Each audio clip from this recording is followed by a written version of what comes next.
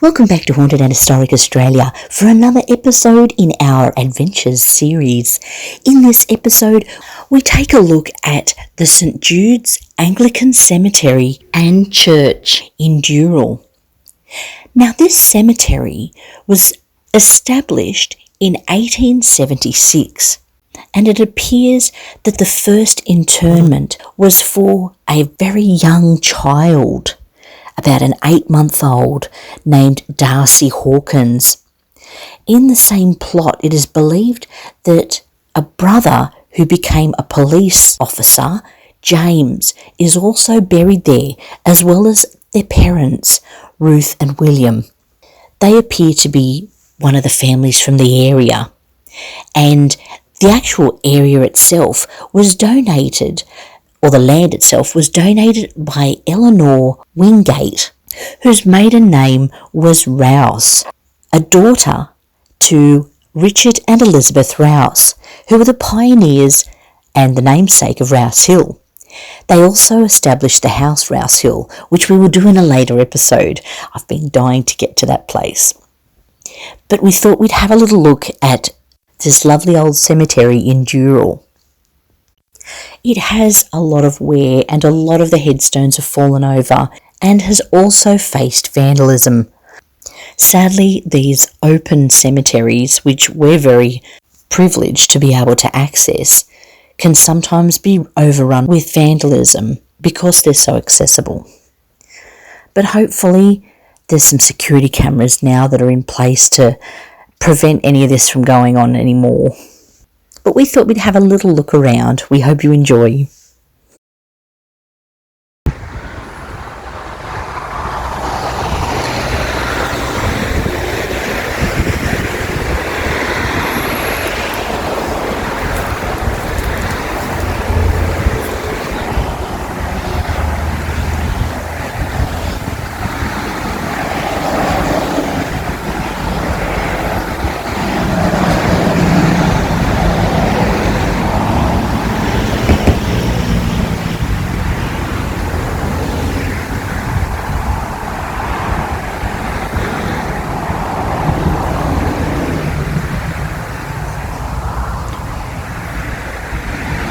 We're here at the St Jude's Anglican Cemetery in Dural.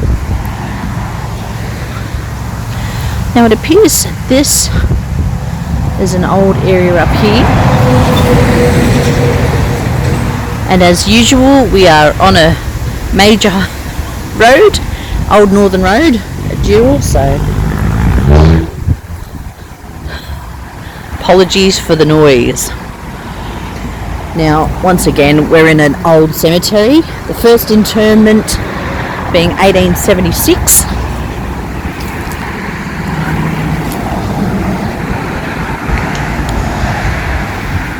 And with most of these cemeteries, there's a possibility that there's many unmarked. There's a lot of gaps here. And being old, they probably started where Mitch is over there.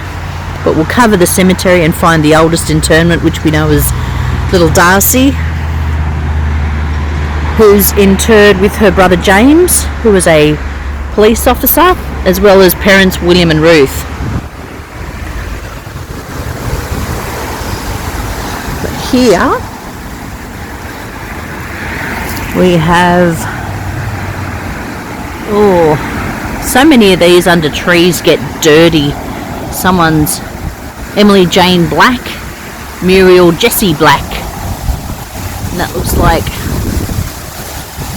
we got a lot of tree movement here, so it's hard to see, but the Black family, Emily and Estella,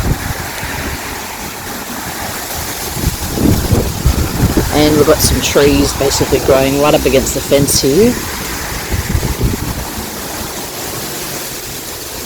They've got frames holding some of these together, as they are quite old, from the 1800s, late 1800s. But these ones seem to be one's 1949. Got 1919 over there. Trenthowen, 1909. Now I'm trying not to go too fast here because I know often I don't slow down enough. The Black family. Looks to be a lot of the Black family here. Verona, 1892. So there's quite a few older graves here. We've got a Mary Ann and Thomas Best. I just see there's quite a bit of tree litter that's fallen down here. It looks to me like, someone's maintaining this. They're mowing. 1894, Percy, which is down the end there. Yeah, there's quite a few. Let's see if I can get up here and not get stuck. Little butterfly. Thomas Best. We've got Hughes, the Hughes family here. I'll try and zoom in a little bit so you can see. George William, Mary Enid, Desmond George. Some of these are a bit younger. Tompkins back there. That was the one that's got the support. And that one up there, Henry Tompkins. Another Henry Tompkins. I'll try and get that in shot a bit better. There we go, behind Tompkins. It looks like they're putting up plates for the newer ones, and the grand ones are the older ones. So the Black family are in this side here. And then we've got Tompkins, Hughes, and Best. And there's one behind the tree here. Now this is some kind of a pine, evergreen. They've got a Christmas tree farm down there, so that's quite interesting. Local residents get their Christmas trees. I'm getting close to Christmas. Let's see if I can get around this Christmas tree to see what we've got over here. Always facing this way. Okay, well, this makes it interesting. What have we got here? Godfrey Fuller. Got the shakes because I'm bending over holding this one. He's quite low. There's a little one back there I want to get later, but I'm going to have to jump this, otherwise I'm going to land on his grave here, so kids don't try this at home. Oh. Now, more Best. Thomas Samuel Best, and we have William Alfred Best. So the Best family seem to be plentiful here. Charlotte, Mary Ann back there, and their lovely urns atop. Yeah, you don't see too many of these old style gravestones much anymore. People have more moderate like that because they're so expensive. Yeah, I'll probably be cremated. The cost of being buried in Sydney is probably going to get to about as much as it costs to buy a house here, which is unaffordable for most. So, wow, we've got a big one up here. Now, as I said, there's probably some unmarked graves. I can't see enough of this one in here to work out who that is. Even zooming in,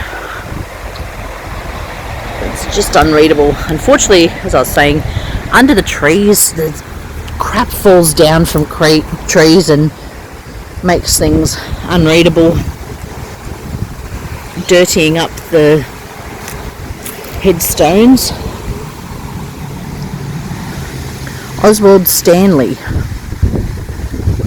and Ethel Gertrude Best. Alright, so we've got more Best family here. and they were behind the tree. What have we got here? More.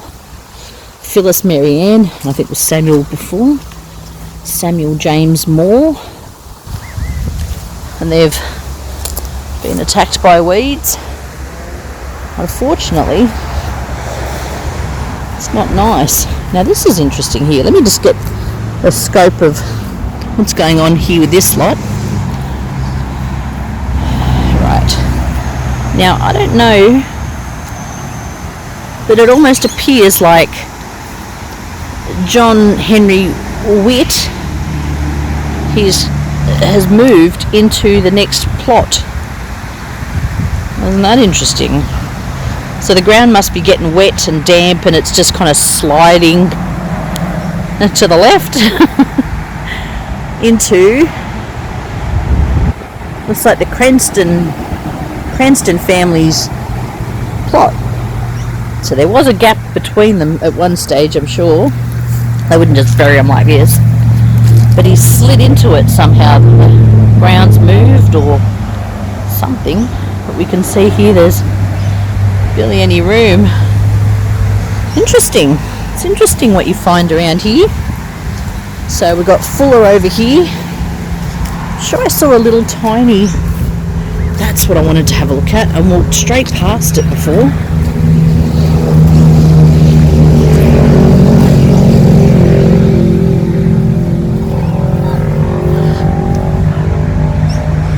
I'm guessing there was something at some stage. Whether this is the footstone or the headstone, I'm not 100% sure. So that meant, if that's the footstone, then I've been walking over some poor bugger's grave, and headstone would have been up here,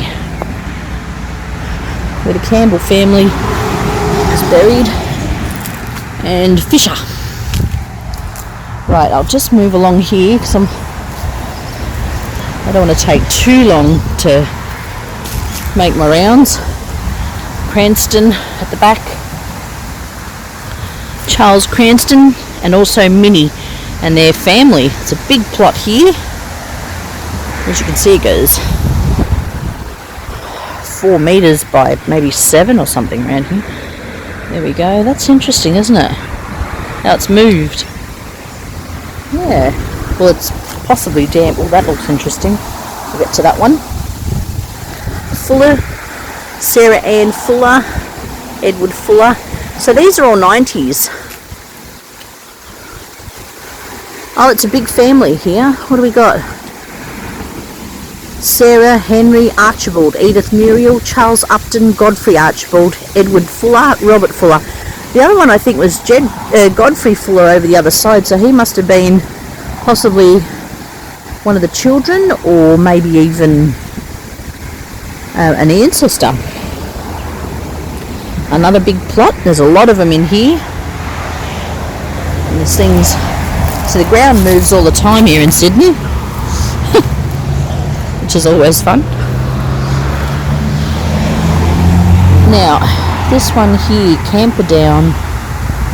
Okay, so it must have come from that way, the actual stonemanship, that is. Now, I can't read. Oh, it's the Hawkins. This is the Hawkins grave here. Now this is the first interment, I believe. Hawkins, and no, I'm stand corrected. Darcy's over there on that one, but this looks to be Ruth. Apologies for the noise. I'll get Mitch over here with the camera to take a bit better quality photos. Ruth and William were the parents. So this looks like it's Ruth. I can read Ruth at the top there. I'll try and zoom in a bit to see if it makes it any clearer for the phone. Maybe I'll get up the side. So this is this little group here. We've got Darcy, who was the young'un that died. Let me see if I can get 1 year and 8 months. I think it is 1 year and 8 months, so he's only a little tot. Let me zoom out a bit. And I believe James 1881. Now he is believed to be the police officer. We've got a Linda back there. I'm not too sure. I can't get close enough. Possibly Linda was the wife. I'm not 100% sure. I'll try and get close there. But James was the police officer. And there isn't a lot of information. Usually if they're killed in duty, there's a big write-up about it somewhere. But I haven't seen that. But there are some kind of concrete stumps here that kind of go around. See, the trees really dominated the grave. You can see if I can push my way in. It's another stump. And there's another one up the back there if I can push my way in here with the phone. There we go. And Linda. Let's see if we can push our way into Linda. You can see a little bit of Linda there. If I can just find out, without getting too close, that she's a Hawkins or not. What I might do is gently move the tree out of my way. Who have we got? Oh. Now I can't see a surname, but I will be able to look online and see if there's any information about Alinda.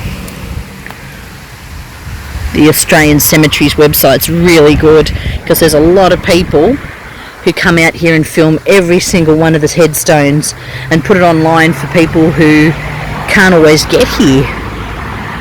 Can't get out here, perhaps they live overseas and these are their ancestors or relatives. Just coming down the side here. But they were the Hawkins family and they were the earliest group of families interred in here, so I'll just get another little look at that from another angle. As you can see, the tree's basically grown over top. 1876, the young toddler Darcy died. Now sometimes they don't always say how. It could have been something as easy as just, you know, back in those days children's mortality rate was quite high in the 1870s, so isn't that interesting? The ivy has just taken over. There's something nice about it. I mean, I know it's, you know, it's ivy does tend to take over. My house as a kid had ivy. I'll wait for that car. Yeah, my house I grew up in had ivy over the front of it. When we ripped it all off, it left its little kind of stain mark from where it had stopped to the weathering of the house, and when we pulled it all down it had like a little bit of, I don't know what you would call it, a newness underneath that the rest of the house that was weathered didn't have. So that was interesting. We should have left it there. Jones, 1944. So they're getting a little younger now, but that was the oldest back there. So these ones here possibly are a bit more younger. I'll let Mitch have a look at this. Them. This one here, G.G. Young. Can't really see a year on this one, but it is quite weathered. Let's see if I can get in. G.G. Young.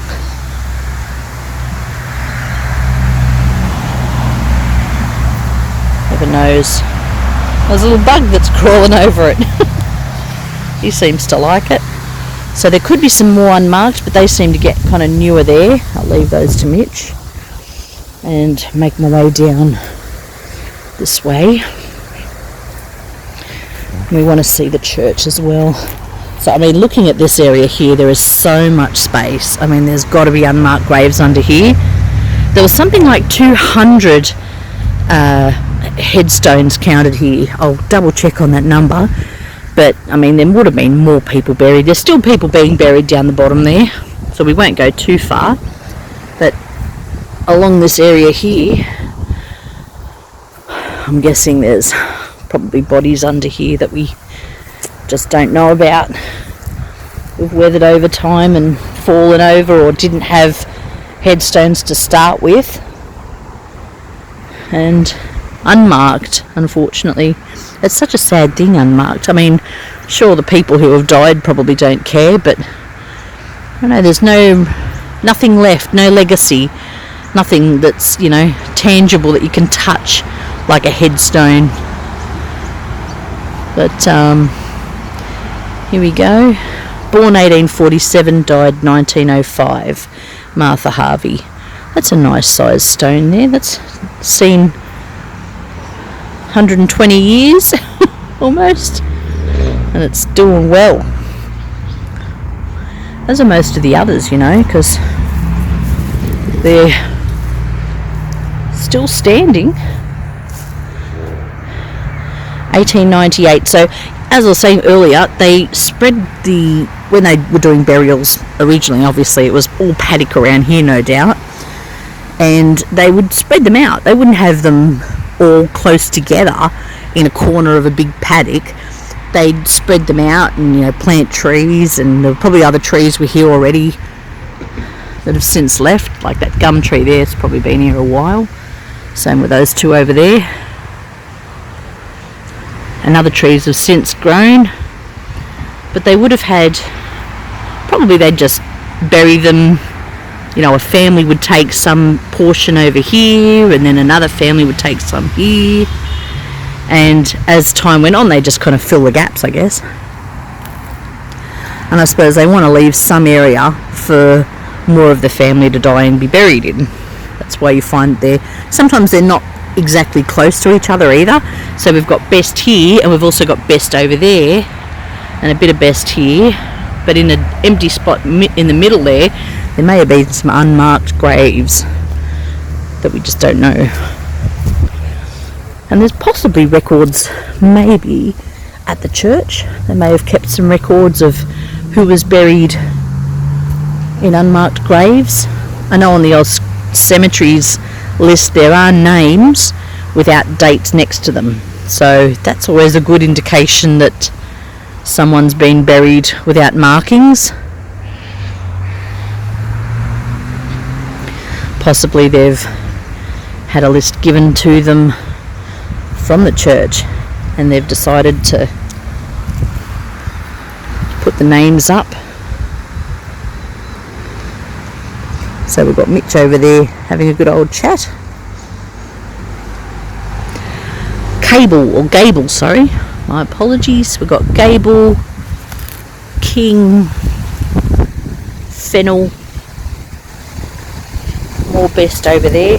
I'm not sure if I filmed them already, but I'll pop over here, and we've got more here to look at. Try and go as slowly as I can. I'm always so excited when I'm at these places to see what they've got that I have a look for myself. I don't really I don't pace myself for everybody else. Emily Boone Taylor. What an interesting name. Born 1878. Brace yourselves, there's a truck coming past.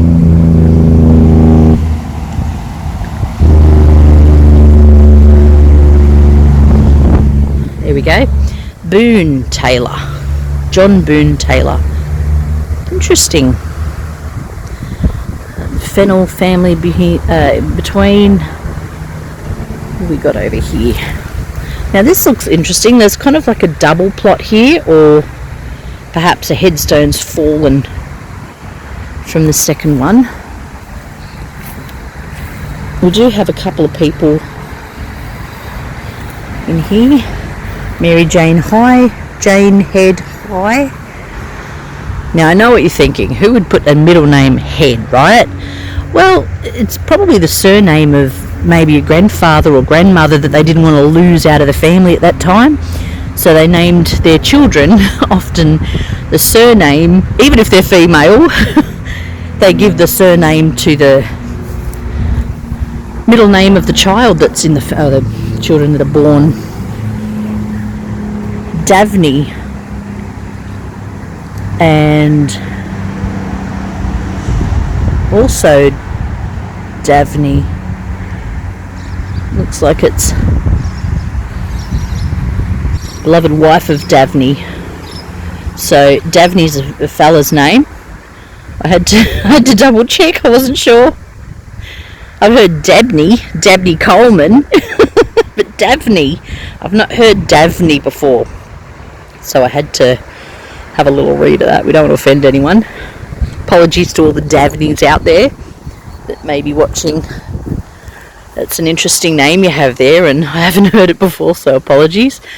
But more Best. So there we go. We've got Best buried here in 1934, and also Martha in 1934. Wow, so both of them. Hang on a second, let's get a little closer. We've got Henry dying. Henry died in February, maybe 20th of February 1934, age 69. And Martha died 2nd of September 1934, age 76. Oh, so they died in the same year.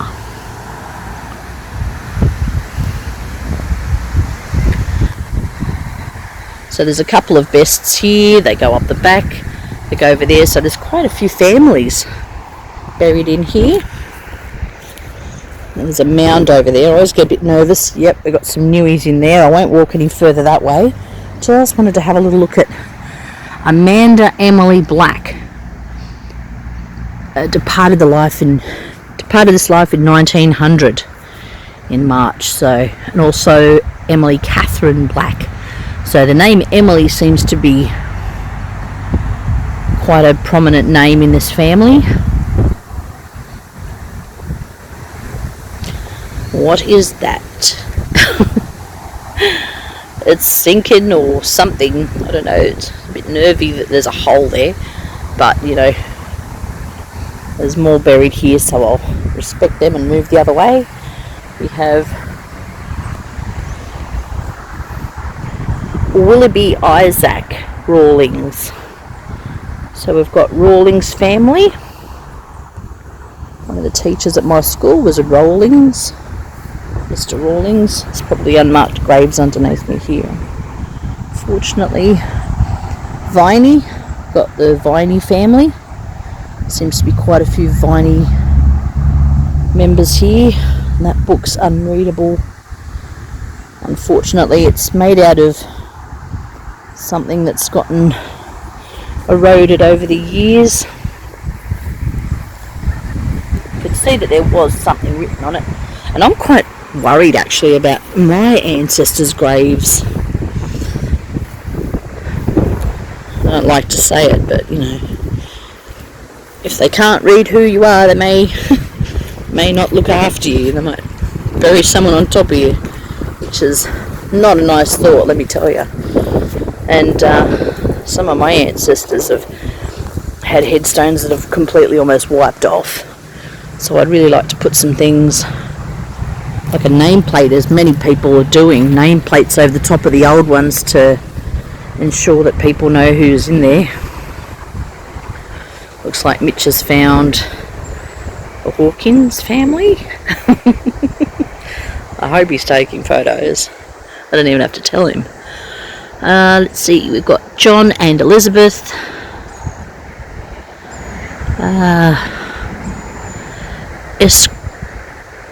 Crete. John and Elizabeth S. Crete, looks like. Yeah, we've got some sinkage. Gosh, I hope I was just pointing it the right way then when I was talking. I'll just go over that just in case. Very hard to read. And the light's going. Had a massive storm last night. That was crazy. It woke me up. Just didn't get much sleep, you know. It's hard these days. Look at this thing. I think I rattled on about it before, but some of my family have got massive headstones and there's about 8 people in the one plot. Got some interesting relos in the past. They all want to be together. I don't know, sometimes it's like a matriarch or a patriarch in the family is going to go down, and they decide that, you know what, if I'm going, you guys are all going to eventually come with me.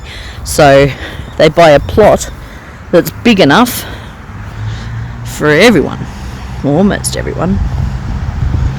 And I think that's got to be how they do it, unless they can later on ask the cemetery officials if they can reopen the plot, if they pay a bit more money. Who knows?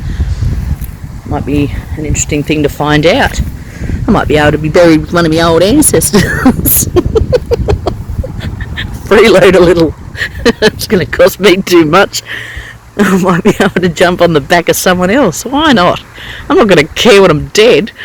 But yeah, they might though. They might come and haunt me before I've even got that far. But no freeloaders, even if you are family. What have we got here? Sorry, I'm mucking around too much and not really paying attention to what I'm doing. Mabel Jane Smith, James William Runting Smith. Wow, there's a couple of names. Sarah May Sutherland Alexander Smith, or is Alexander the surname, I wonder? How interesting. We've got a lot of sinkage around here. If I can hold it straight enough, you should be able to see how kind of, let me just see if I can hold it straight, and you can see some are going off to the left, some are going off to the right, depending on which way the earth wants to move.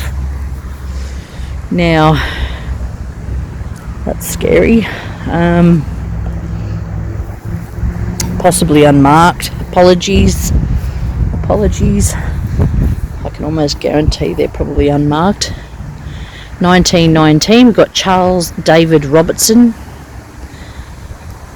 We've got another one that's unreadable, and I'll pop over the side there and read who that is.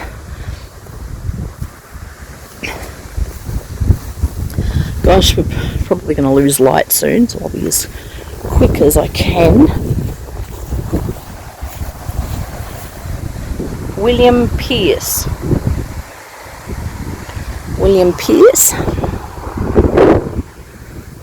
Now, this land was donated by Eleanor Wingate.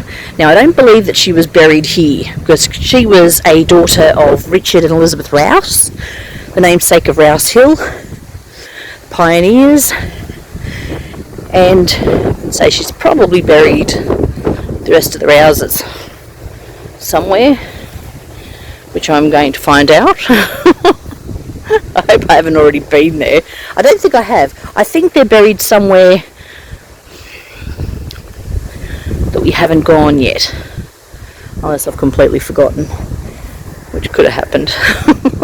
I'm only human, damn it. Now let's see. We've got a couple here. Moore. Samuel James Moore and Rhoda. And Rhoda Moore, 1919 and 1932. There's a lot of holes in the ground. What the hell is that? Apologies for saying that word. Looks like there's... Yeah. Yeah, it is hard. I already knew. Just had a quick intermission. He was telling me about a family from Russia that he's spotted up the back, so that'll be a good story. Now let's see who have we got. Castle and Robinson. Oh, we've got sinkage.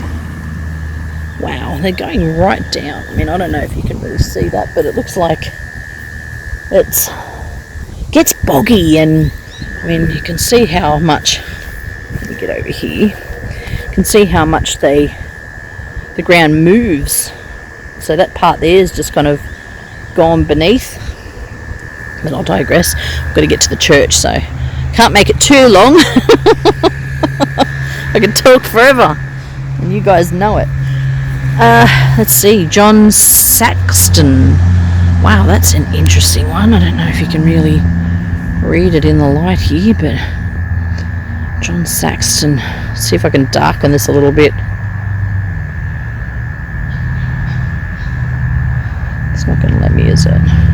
That's alright. I'll just zoom out a bit. Okay, so John Saxton, 1926 to 2000. Oh gosh, it's only a new one. Apologies, but I just was amazed at what this looks, how it looks. It's dark. It's a real dark one. And what's it made out of? It's got a tree on there, but I can't imagine it's made out of tree. But it's like slate. Something's taken over. Yeah, that's amazing. Apologies for the relatives if I'm catching too many of people that are only just been buried. Oh God, what's that? There's something there. It looks broken. I don't know whether to touch it or not. I'm curious. What is it?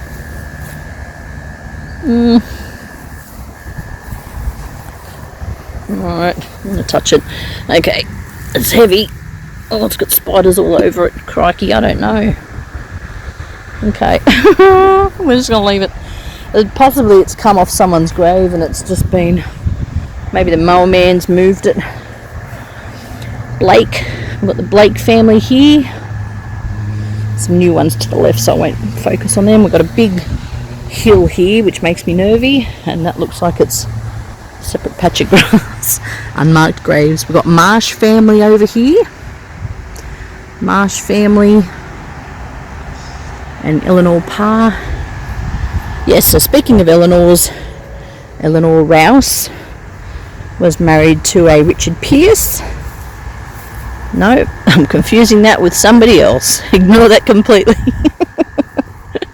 She was married to someone else, but I can't remember who it is at the moment.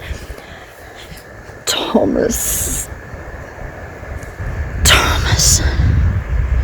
somebody before she married Wingate. So she had two marriages. I'll fix that up anyway. But yeah, see, look, they fall down sadly. Joseph Hemmers, they're all sliding off. Oh, how sad. All the little name plates are sliding off. Well, unfortunately, Joseph Hemmers, 1932, and also I don't want to get too close. So Matilda Ann Hemmers. Apologies. Yeah, so there's trees growing out of people's graves. Oh, there's a couple of old ones here. Wrench Henderson. I'll just get this one up here. Wrench. I think Mitch got those ones, so I'll just be quick. Come down here. Look at these poor souls. Little things falling into the grave.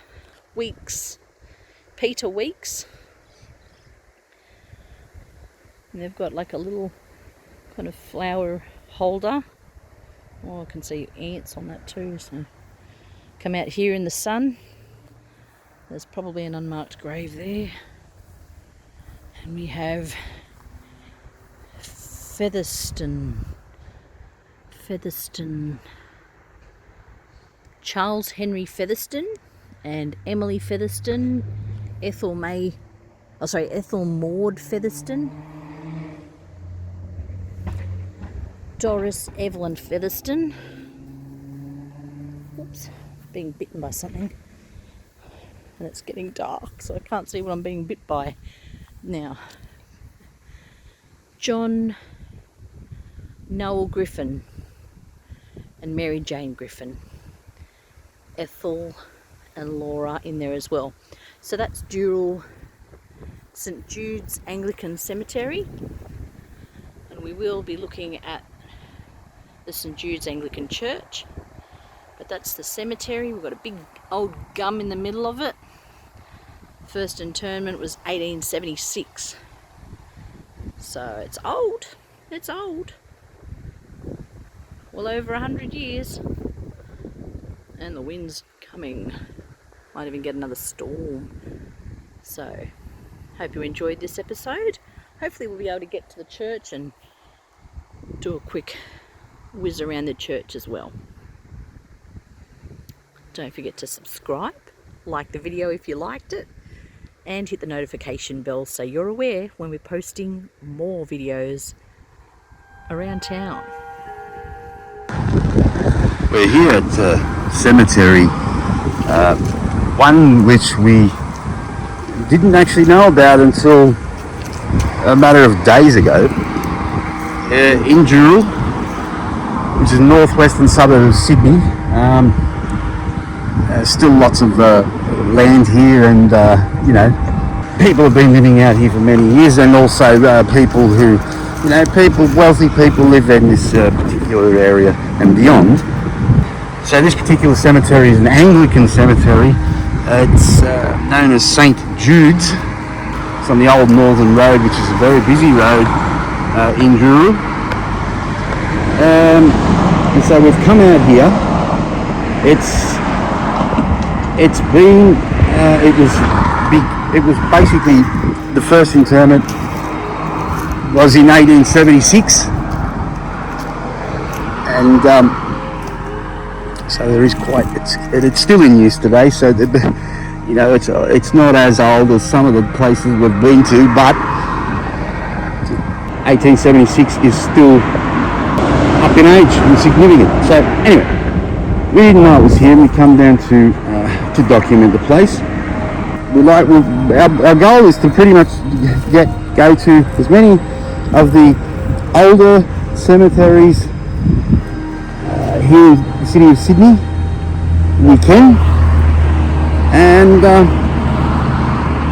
document them and put them on the channel.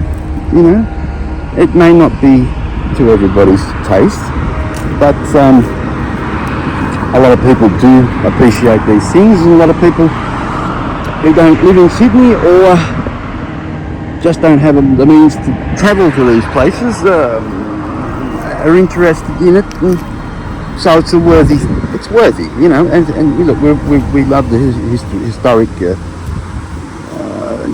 places in the country, and the history of Australia, particularly Sydney, and so it's all worthy. It's worthy, and so that is why we're here. Okay, yeah, all up to speed now. So I'm going to go around and I'm going to try and find, there is a particular family here of significance. When I see their name, I'll know. It'll come back to me. That's very sad, that, poor little bugger. Look, 5 days, huh? Little Judith, Genevieve Meagle. I would say that could possibly be of German descent. But little Judith, poor little dear, she was only here for 5 days. It's tough when you see these ones, It's tough when she's been gone so long. Anyway, we're here to document it. Enjoy the video. St. Jude's Anglican Cemetery, Dural. Your viewing pleasure. Thank you very much.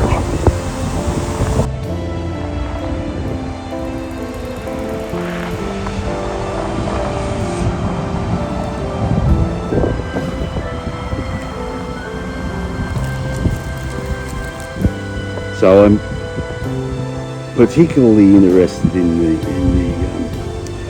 the grave sites of people that were, I guess prior to, I don't know, prior to the 1960s, let's say, for argument's sake.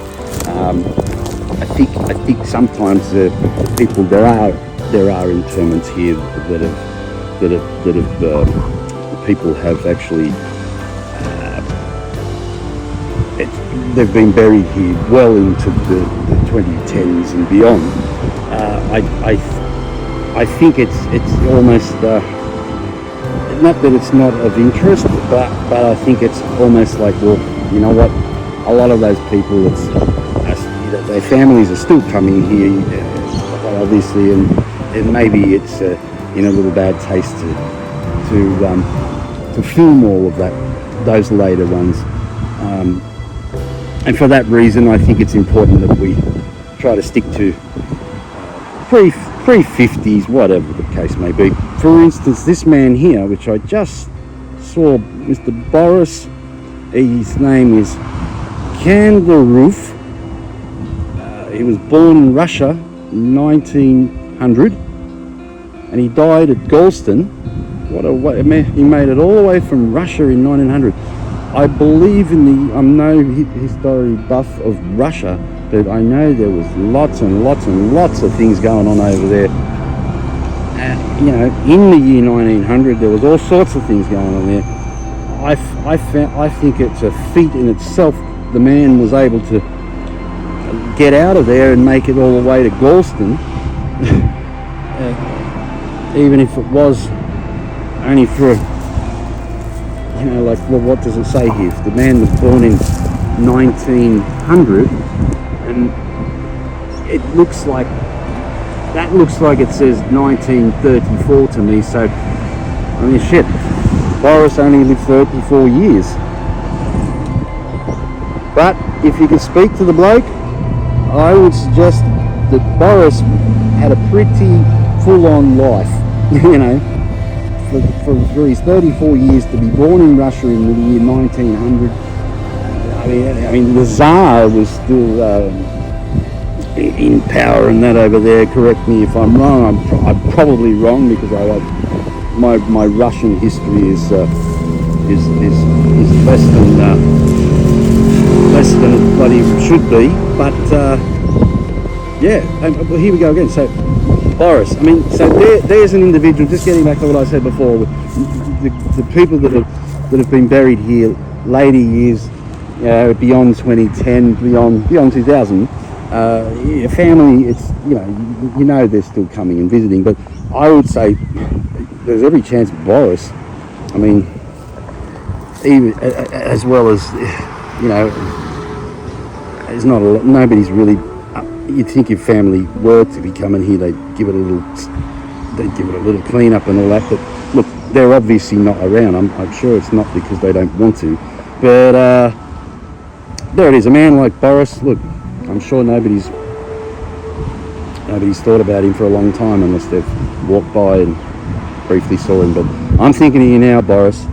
Mate, 34 years to go from Russia to Galston.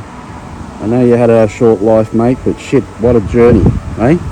And looking over here, I just fired that a moment ago, there is another Russian individual here, two people.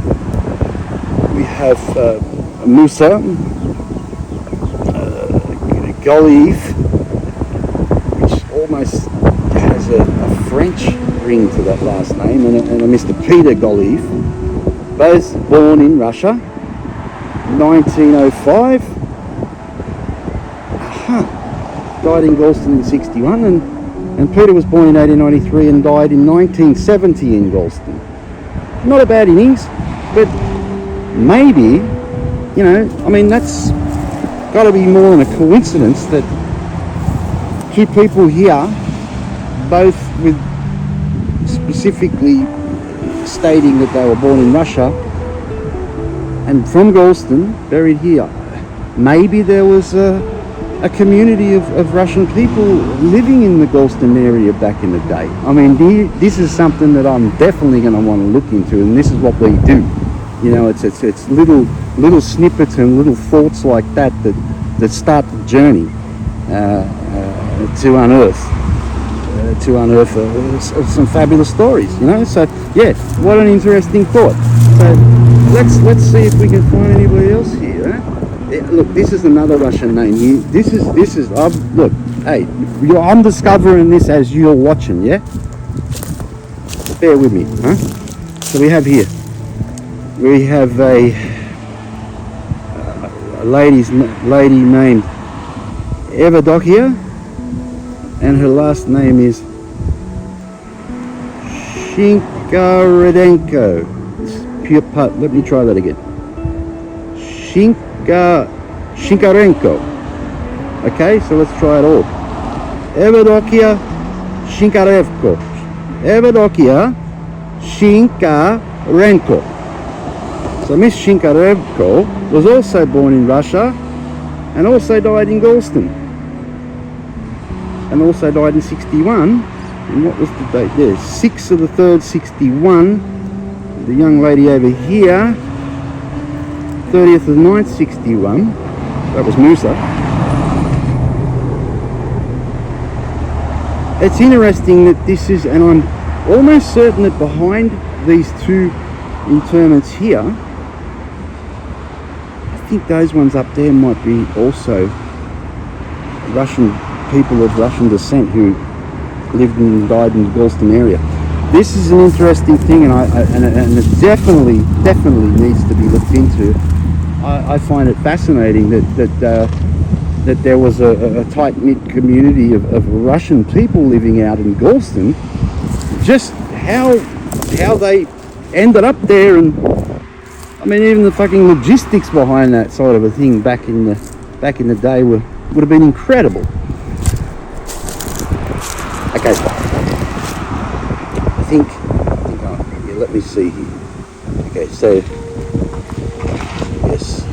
yes, okay, yeah, I'm going to go out on a limb here and say, you know what, this is also a Russian individual here.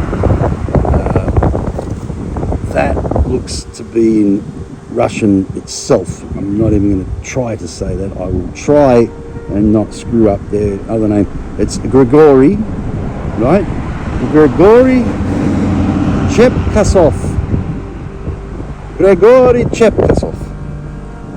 Grigory was born on the 30th of the 11th, 1891. He died on the 1st of the 12th, 1954. And if I had to guess, I would say that the Grigory was also living out in Galston. Grigory, I have to stand on the edge here, mate. I'm not trying to be rude. You see what I'm talking about down here, yeah? I certainly don't like the idea of upsetting anything. Okay, look, here we go again. So here we go. Here's another Russian individual here. This person, well, the last name is what is that? Kandarov. Born in Russia, 1901. Died 1954. Relatively young person. And I will go out on a limb and say that person is also, or was also part of what could have been, which I'm almost certain must have been, a tight-knit community of Russian expats living in the Galston area. I find that fascinating. And I'm sure that the Russian people that if that is in fact the case, and we're going to make sure that we provide this information to you. I would say without a doubt these individuals would have brought a lot of good to Galston, because I mean, look, Galston is even today is almost, I guess rural-ish, but my goodness, back in the early 1900s, wow, I mean, it would have seemed like it was, almost in the outback.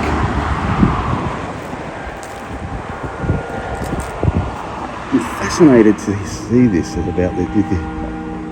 I wonder if we can find any other individuals of Russian descent here too. This gentleman here, Mr. John Driver. So obviously he isn't, but who else have we got here? Okay, we've got a McKenna. 63 reunited. That's lovely. That's a lovely sentiment. Yeah, I'm just curious to know, is it just this little sort of section here that has the Russian people, or are there others? Who have we got here? This is Mr. Albert Roberts. Albert was 70 when he passed away in 1954, and one fold and one shepherd evermore.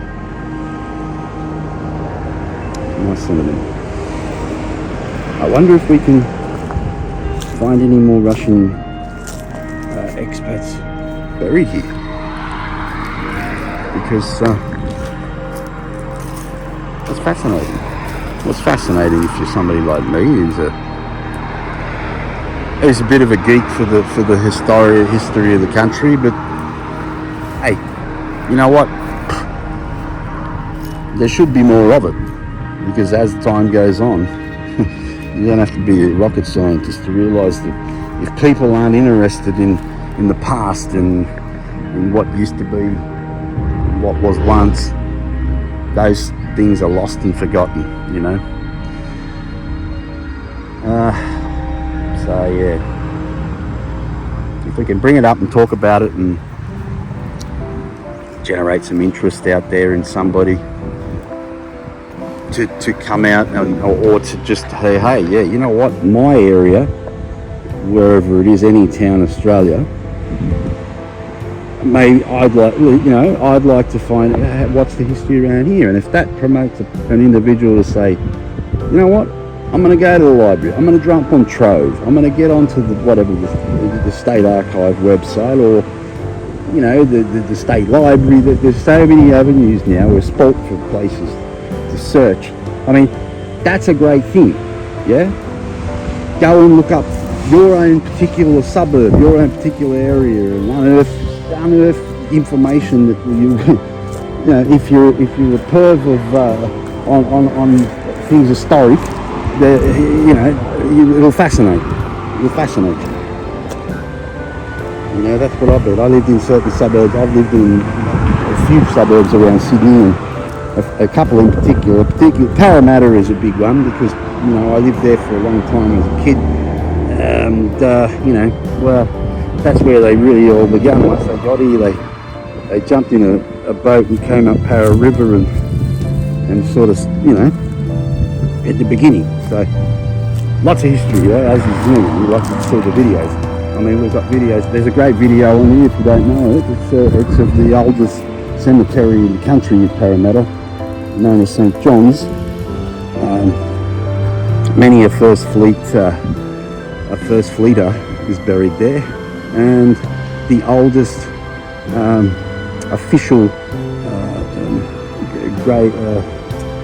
burial of a white man, you know, of somebody from England in the country, is at that particular place. It's in Parramatta, St. John's.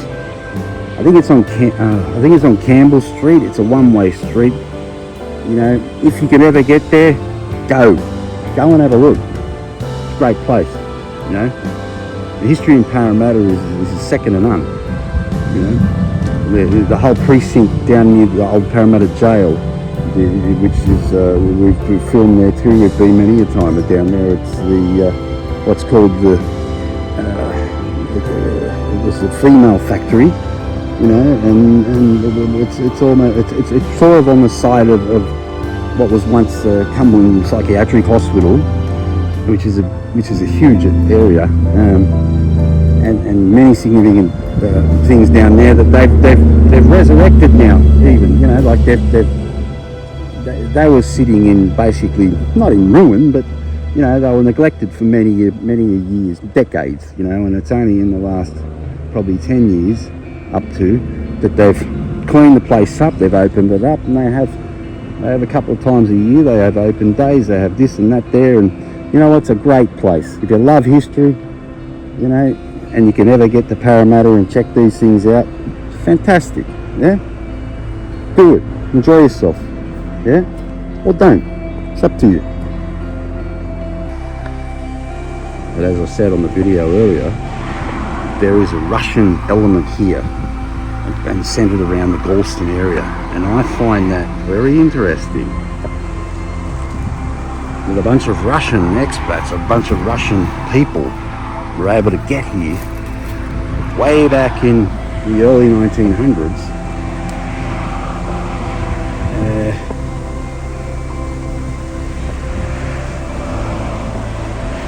And obviously build something that obviously worked. They must have been into some sort of a farming thing, but yeah, I reckon we look into that. I'm going to look into that this evening.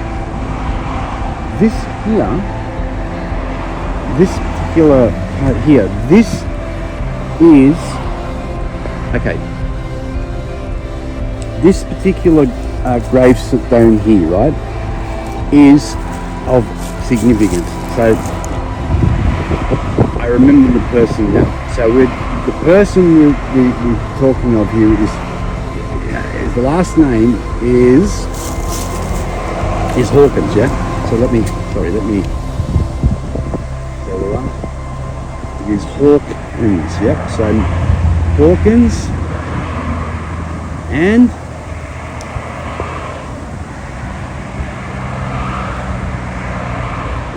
well, it looks like Ruth to me. Ruth Hawkins, okay? There is some significance to Ruth and to the Hawkins family in this area.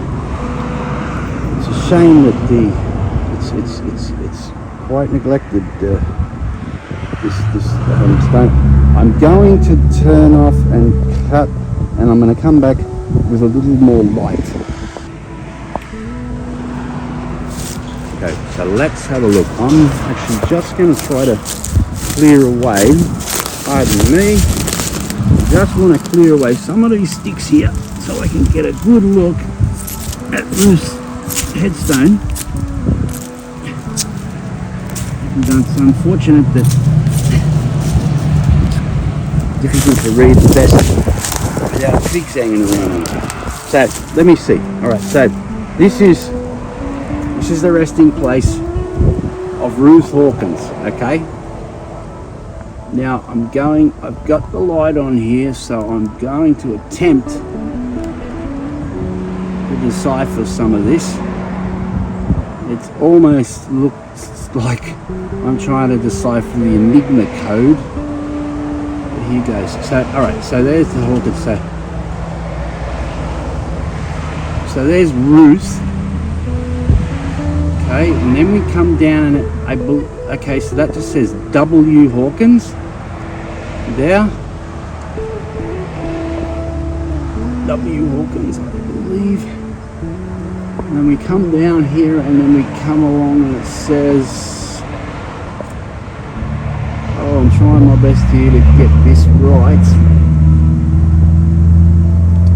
Alright, so W Hawkins looks like 1906. They passed away.